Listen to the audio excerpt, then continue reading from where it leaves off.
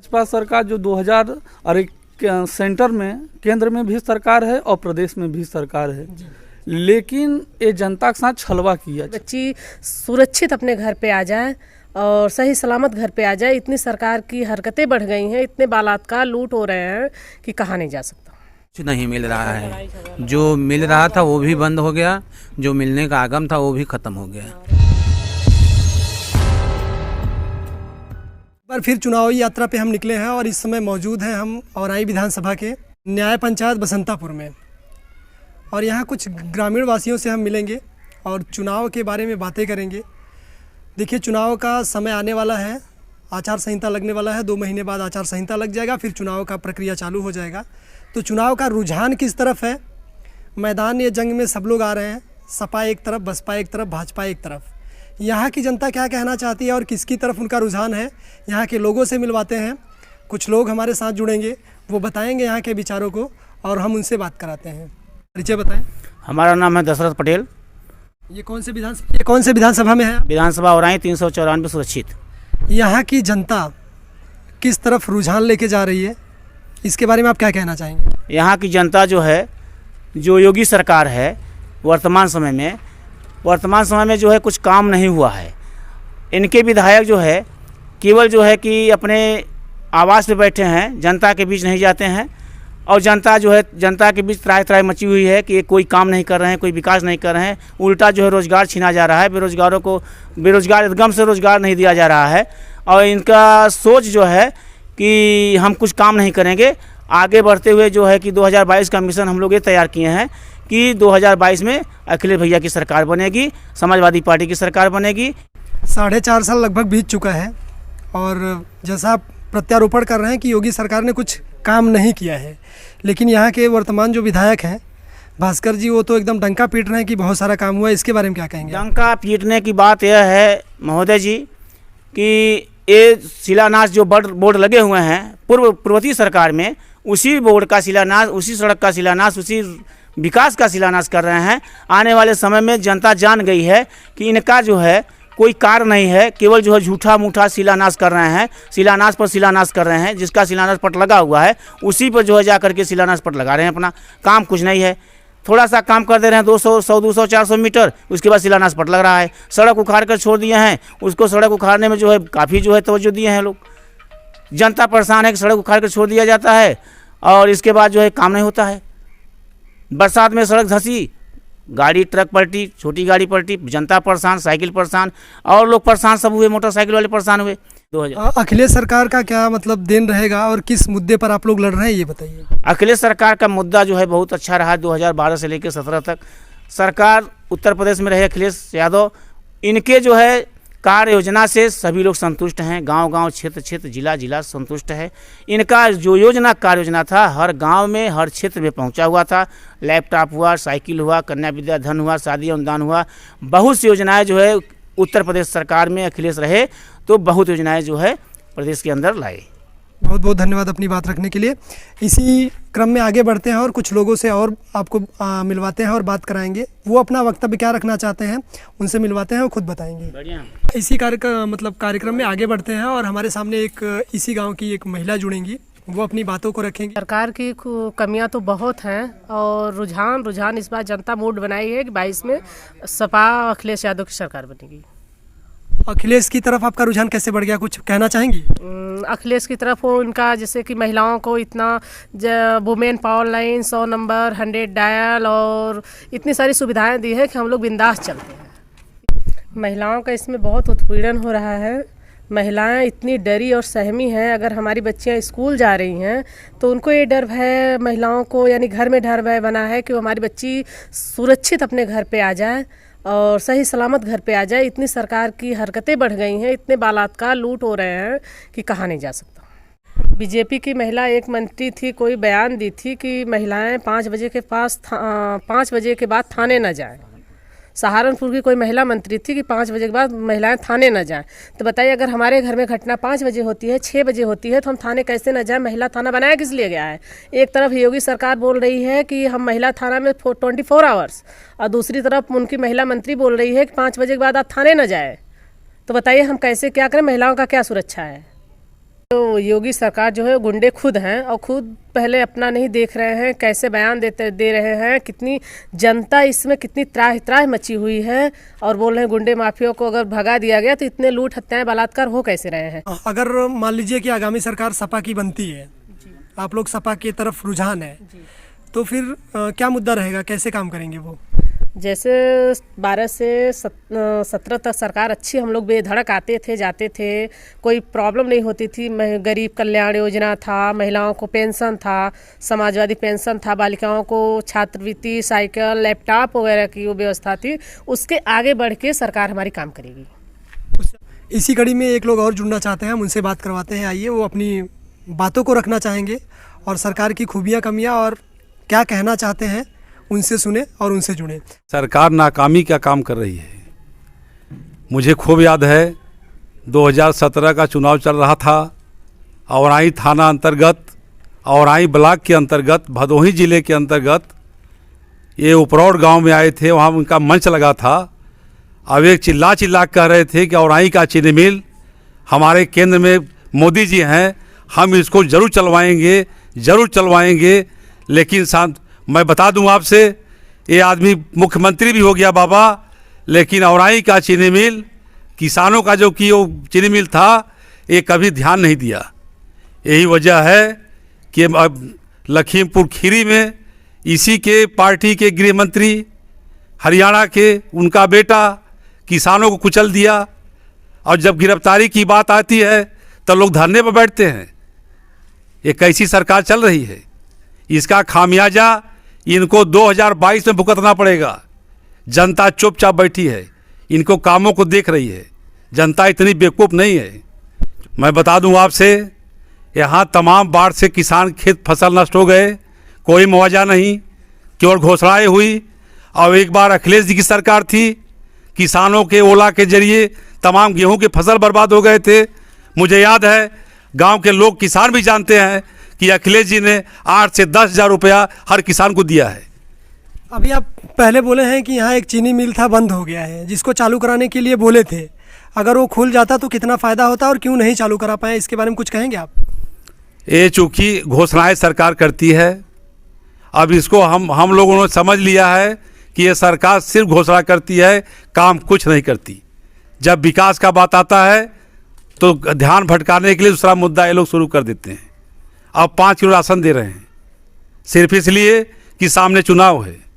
अभी चुनाव इनका है, फिर 2 साल बाद मोदी जी का है। अब ये 5 किलो दे करके राशन, यही अपना जाएंगे जनता के बीच कहेंगे कि हम आपको 5 किलो। कौन सरकार दे रही थी? तो सरकार विकास कर रही थी, लोगों को 5 किलो विकास कर रही थी। तो आपके अनुसार ये 5 किलो जो राशन मिल रहा है, ये बंद हो जाना चाहिए और विकास होना चाहिए? ये बंद होना चाहिए इसलिए कि लोग अपना स्वयं जो है पैर पर खड़े होकर के कमाएं और बाल बच्चा को जिलाते हुए आगे बढ़ें। तो गरीबों का तो भरण पोषण यही हो रहा है, सबका साथ सबका विकास। अब उनको खाद्यान्न मिलना चाहिए, कम से कम जो मिल रहा है वो खा पी रहे हैं, और फिर आप कह रहे हैं बंद हो जाना चाहिए। तो सरकार के ऊपर कहीं ना कहीं दोष लगा रहे हैं आप। इसके बारे में क्या कहेंगे आप? 19 कोविड का इतना विकट रूप था प्रथम, तब तो इन्होंने राशन नहीं दिया 5 किलो, जबकि देना चाहिए उस वक्त। अब चुनाव सामने है, चूँकि इनको डर है कि जनता कुछ भी कर सकती है, तो अभी 5 किलो दे करके भरमाने काम कर रहे हैं। अब यही जाके जनता से कहेंगे, यही भाषण देंगे अच्छी कि मैंने 5 केजी दिया। ये नहीं कहेगी मैंने ज़िंदगी बर्बाद कर रहा हूँ, ये नहीं कहेगी। मेरे मन में एक सवाल उठ रहा है कि यहाँ समाजवादी पार्टियों के जो पदाधिकारी हैं, कुछ न कुछ आपस में लड़ते भिड़ते रहते हैं और ऐसी चीज़ें हैं। तो आप लोगों का संगठन थोड़ा कहीं कमज़ोर है या मजबूत है? आपस में लड़ाइयाँ क्यों चल रही हैं एक दूसरे को लेकर के? आपके वर्तमान जिलाध्यक्ष भी पद खाली चल रहा है, इसके बारे में क्या कहेंगे आप? इसके बारे में ये कहूँगा कि समाजवादी कमेटी की जब गठन हो रही थी, सही ढंग से पता नहीं किया गया, सही व्यक्ति का चयन नहीं किया गया, जिसके नाते आज हमारा संगठन खराब चल रहा है। यहाँ समाजवादी कहीं ना कहीं कमज़ोर पड़ रही है इसके लिए कि नहीं? बिल्कुल पड़ रही है। इसलिए पड़ रही है कि आज हम सक्रिय हैं, और कोई बड़ा नेता आता है तो वहाँ भीड़ ही नहीं। जिला अध्यक्ष का जब संगठन मजबूत होगा तो भीड़ का तांता लग जाएगा। वो संगठन होना चाहिए कि मीटिंग माने भीड़ होना चाहिए, वो संगठन यहाँ नहीं है। तो इस बार रुझान को लेकर के यहाँ पे सपा भाजपा बसपा किसके विधायक बनेंगे, कुछ अनुमान अंदाज बताएंगे आप? इस बार समाजवादी पार्टी का विधायक बनेगा। ये आप श्योर हैं? श्योर। 2017 में काम बोलता का नारा हमारे अध्यक्ष ने दिया था पूरे प्रदेश में, और केजरीवाल जी ने भी नारा दिया था, वो तो सफल हो गए, लेकिन हम फेल हो गए। काम बोलता है, लेकिन 22 में हम फेल नहीं होंगे, बम्पर वोट से हम लोग जीतेंगे। बिल्कुल नुकसान पहुंच रहा है। अखिलेश सरकार में हम लोगों के औरतों को वो मिलता था पेंशन, समाजवादी पेंशन, साइकिल मिली थी, जो बच्चियाँ पढ़े थे उनको लैपटॉप मिला था, और जो है वो मिला था पैसा, जो आ रहा था वो पैसा मिला था, कन्या विद्याधन, ये सब अखिलेश सरकार से हमें फ़ायदा था। और इस सरकार में आपको नहीं मिल रहा? सरकार में कुछ नहीं मिल रहा है। जो मिल रहा था वो भी बंद हो गया, जो मिलने का आगम था वो भी ख़त्म हो गया। और कुछ कहना चाहेंगे? बस यही है। और हिंदू मुस्लिम में हमेशा लड़ाई झगड़े की बात रहती है इस सरकार में। मुसलमान जाएगा तो उसका सुनवाई नहीं होगा। किसकी तरफ आपका रुझान है? अखिलेश सरकार की तरफ। कार्यक्रम को आगे बढ़ाते हैं, कुछ और बात कराते हैं। एक लोग और जुड़ना चाहते हैं। बताइए सर, सरकार की कुछ खूबियाँ, किसकी तरफ आपका रुझान है? कार से परेशान तो थोड़ी बहुत है, ऐसी बात नहीं है, परेशान बहुत ज़्यादा परेशान है, लेकिन रह गया बात, हमको कुछ नहीं चाहिए, हमको सिर्फ विकास चाहिए, जो कि विकास कुछ नहीं है। क्या है? हाँ, जो कि राशन है इतना महंगा हुआ है, तेल है, पेट्रोल हुआ, कोई चीज़ है बगैर गाड़ी कोई चलेगा नहीं, इतनी महंगाई बढ़ गई है। हाँ, और कोई यहाँ की सरकार कोई ध्यान नहीं देती है। कोई विधायक हमारे हैं, जो विधायक हमारे कोई कार्य नहीं किए हैं। विधायक के पास हम 2-3 बार गए कुछ काम के लिए, किसान के लिए, जो कि पानी बुरा हुआ है, धान वान कुछ हो नहीं पाया। उसके बाद में पानी निकासी नहीं है। हाँ, जो कि हम औराई मतलब कि तहसील पे भी गए, कोई सुनवाई नहीं हुआ। हम कागज़ ले लेकर कुछ दौड़ रहे हैं। औराई विधानसभा के विधायक दीनानाथ भास्कर से आप लोग संतुष्ट नहीं है? नहीं, संतुष्ट तो नहीं है, क्योंकि दीनानाथ भास्कर के गए, सब कागज़ दिखाए, हमने कहा कुछ हमारे मतलब किसानों का धान नहीं हो पा रहा है, गेहूं नहीं हो का फसल नहीं हो पाएगा, धान कटी नहीं पाएगा, जो कि 2 फुट पानी है पूरे खेत में, एक आदमी नहीं, कम से हज़ारों आदमी का है हमारे क्षेत्र का। और तो क्षेत्र बात छोड़िए, पता नहीं कितना दिक्कत होगा कितना नहीं दिक्कत होगा हमारे औराई मतलब विधान। कुल मिला के ये कह सकते हैं कि यहाँ प्रतिनिधि जो हैं वो काम नहीं कर रहे हैं और सही तरीके से जनता को काम दे ही नहीं पा रहे हैं। नहीं दे पा रहे हैं, बहुत पीड़ित हैं जनता लोग, बहुत तकलीफ में है। भदोही जिला तो बहुत ज़्यादा तकलीफ में है। अभी ब्रिज रुका हुआ है, जो कि भदोही का कोई विकास नहीं है। हाँ, ब्रिज रुका हुआ है, अगर किसी को जौनपुर जाना होगा वो इलाहाबाद से पहुंच जाएगा, यहाँ बनारस से होकर इलाहाबाद से पहुंच जाएगा, लेकिन ये भदोही से होते हुए वो आदमी 6 घंटे लगता है पहुंचने के लिए। इतनी ख़राब रोड है। और जब देखो मीडिया में टीवी में यही दिखाते हैं कि बहुत अच्छी रोड, चारों बगल सारे रोड बहुत बेहतरीन बने हुए हैं, जो कि जहाज़ उतर जाएगी। और जहाज़ की बात छोड़ो, पैदल अगर चल जाएंगे 10 मिनट तो मालूम हो जाएगा सरकार को। ये उत्तर प्रदेश सरकार जो है 2017 के पहले जब आई थी तो उसका एक नारा था कि सबका साथ सबका विकास। तो उत्तर प्रदेश की जो भोली भाली जनता है, तो वो जनता ने सरकार का फुल समर्थन किया और सरकार ने पूर्ण बहुमत प्राप्त किया और वो सरकार बनी। लेकिन यही भाजपा सरकार जो 2000 सेंटर में, केंद्र में भी सरकार है और प्रदेश में भी सरकार है, लेकिन ये जनता के साथ छलवा किया। छलवा ये किया कि जब चुनाव का समय आया तब इन्होंने शिक्षकों का भर्ती किया और फिर वो लालच दे रहा है कि शिक्षकों के लिए हम पद सृजित कर रहे हैं और विज्ञापन निकलेगा और जल्दी से परीक्षा कराएंगे। ये जब चुनाव 2022 मिशन आया तब के लिए किया गया है। इसके बाद ये 3.5 साल जो कि 2018 के टेट सुपर टेट जो पास स्टूडेंट को अभी उनको नौकरी मिला, ठीक इतना समय था। लेकिन ये एक दिया था, एक नारा दिए थे, मुझे खूब अच्छी तरह याद है कि प्रदेश के मुख्यमंत्री ने, मैं उत्तर प्रदेश में शिक्षा का ऐसा कायाकल्प करूंगा कि जो उत्तर प्रदेश का लोग कॉपी करेंगे। लेकिन मैं आपको बता देना चाहता हूं कि बगल ही राज्य सटा दिल्ली है, दिल्ली के जैसा इन लोगों को न शिक्षा है न कुछ है। आज ऐसे विद्यालय पड़े हुए हैं कि जहां पर कि छात्र पढ़ने नहीं जा सकते, इसलिए कि वो आज भी वो जर्जर अवस्था में है, जो कि उसका अब निर्माण शुरू हो रहा है। और इनका जो है सारा फोकस जो है वो कागज़ पर लिखा जाता है, एडवर्टाइज किया जाता है। अगर हकीकत में देखा जाए धरातल पे कुछ और है, एडवर्टाइज में न्यूज़पेपर में कुछ और है। ठीक है सर। और जैसा कि आप कहना ज़मीनी स्तर पे, तो अभी शिक्षा मित्रों को शायद यही सरकार हटाई थी और फिर इन्होंने बर्खास्त भी किया था। अभी उनको अनुमोदन या फिर वेतन नहीं मिल रहा है, जो मिल रहा है वो शायद कम कर दिया गया है। तो शिक्षक और शिक्षा प्लस विद्यार्थियों के प्रति इनका कोई उत्तरदायित्व तो नहीं बन रहा है, ऐसा आपका कहना है? देखिए, मैं आपको बता दूं कि जब ये शिक्षा मित्रों का भर्ती हो रहा था तो इनके लिए इनके मेरिट का कोई एक क्वालिफिकेशन का एक मिनिमम रखा गया था 10+2 लेवल, या तो जिसके पास और डिग्री हो तो कोई बात नहीं है, लेकिन इनका जो 10+2 लेवल रखा था कि ये लोग एक संरक्षक रूप में पढ़ाएंगे धीरे धीरे। लेकिन जब गवर्नमेंट ने इनके तरफ ध्यान दिया, माननीय अखिलेश यादव जी ने, तो कहा कि अगर ये एक गवर्नमेंट टीचर की तरह ये सेवा कर रहे हैं तो कस न इनको एक अच्छा पायदान दिया जाए। तो उन्होंने दूरस्थ एजुकेशन के माध्यम से जो BA किया था उसको BTC करवाया, और जो इंटर थे उनको BA करा के BTC कराया, और सबको इन्होंने नौकरी दे करके वो फिट किया। एक प्रदेश में जो बेरोजगारी थी उस बेरोजगारी को इन्होंने ख़त्म किया, संवेदना जताया, लेकिन कोई ये ना कह सके कि 10+2 के लेवल के टीचर हैं।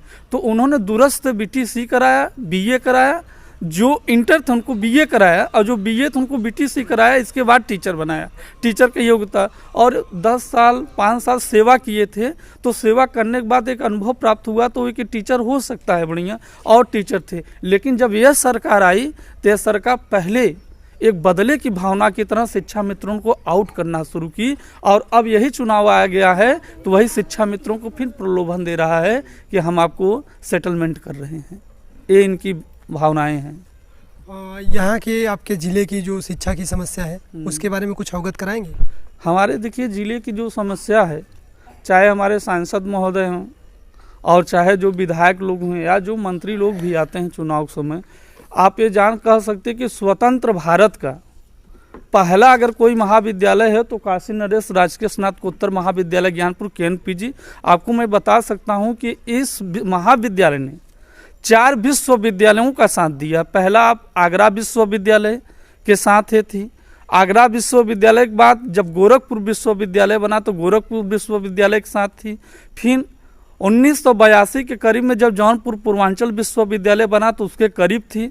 अब पूर्वांचल विश्वविद्यालय जब पुराना हुआ तो नया महात्मा गांधी काशी विद्यापीठ वाराणसी आया, तो इस महाविद्यालय ने विद्यापीठ का साथ दिया। हमको ये बताने में बड़ा दुख हो रहा है कि जिस महाविद्यालय ने 4 विश्वविद्यालयों का साथ दिया, और मैं आपको गर्व के साथ कहना चाहता हूँ, इसको आप कहीं भी डालिए, ये वर्तमान समय में KNPG में जितने स्टूडेंट उतना न तो आपके इलाहाबाद यूनिवर्सिटी में होंगे, न महात्मा गांधी काशी विद्यापीठ में होंगे, न पूर्वांचल यूनिवर्सिटी जौनपुर के होगा। मेन कैंपस की मैं बात कर रहा हूँ, जितना स्टूडेंट KNPG में है। लेकिन यहाँ के राजनेताओं का यहाँ के प्रति क्या रवैया है यह समझ में नहीं आता है कि इसके पीछे पीछे जो महाविद्यालय थे, कुमायूं विश्वविद्यालय था, गढ़वाल विश्वविद्यालय थे, ये विश्वविद्यालय में तब्दील हो गए, जो कि इनके सामने उन लोगों का जन्म हुआ था। लेकिन यह KNPG आप क्या कर सकते हैं, शिक्षा के मामले में तो भदोही जनपद को हमेशा से छला ही गया है। जैसा कि आप कह रहे हैं कि विश्वविद्यालय नहीं बना है जी, तो ये सरकार इस पर रुझान नहीं होती जब तक यहाँ के प्रतिनिधि नहीं चाहेंगे। तो यहाँ के प्रतिनिधियों को क्या कहना चाहेंगे शिक्षा के इसको विश्वविद्यालय न बनाने की जो कमियाँ रही हैं? देखिए, माननीय वीरेंद्र सिंह मस्त जो कि किसान वर्तमान समय में भारतीय जनता पार्टी के किसान नेताओं में शायद सबसे पहले उनका नाम लिया जाता है। और एक आप ये कह सकते हैं कि RSS से जुड़े हुए वो हैं जिनकी भारतीय जनता पार्टी में एक बहुत अच्छी पकड़ है। उन्होंने अपने मुँह कहा था कि मैंने KNPG को विश्वविद्यालय का दर्जा दिलवाऊंगा, वो नहीं कर पाए। हमारे वर्तमान सांसद डॉक्टर रमेश चंद्र बिंद हैं, उन्होंने भी अपने भाषण में ज्ञानपुर में कहा था कि मैं इसको करूंगा। यहाँ तक प्रदेश के जो उच्च शिक्षा मंत्री हैं उन लोगों ने भी वक्तव्य दिया था, लेकिन एक केवल भाषण दिया जाता है, स्पीच दिया जाता है, पेपर में लिखा जाता है, और जब चुनाव आता है तो लोग कहते हैं कि हम इस महाविद्यालय को विश्वविद्यालय में कन्वर्ट करने जा रहे हैं। लेकिन ये कुछ नहीं होता है। यहाँ के जो छात्र हैं अपने आप को इन पार्टियों से अपने आप को छलवा समझ रहे हैं कि हमारे साथ जब पर भी होता है तो केवल वोट ले लिया जाता है, इसके बारे में कुछ कहा ही नहीं जाता है, ऐसा मालूम पड़ता है। तो इस सरकार से आप लोग नाखुश हैं? अरे बिल्कुल नाखुश हैं। अब 3 महीना का समय, 2 महीने में आचार संहिता लग रहा है।